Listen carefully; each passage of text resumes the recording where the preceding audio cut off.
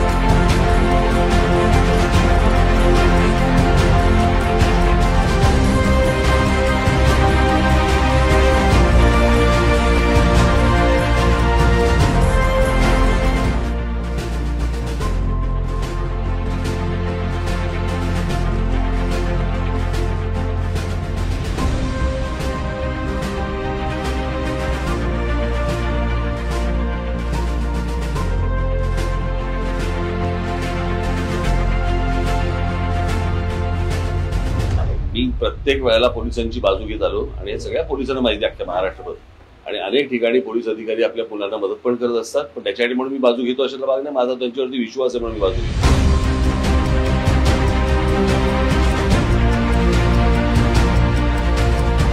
हमारे को मुख्यमंत्री होना तो किसके जैसा होना चाहिए महाराष्ट्र के लिए?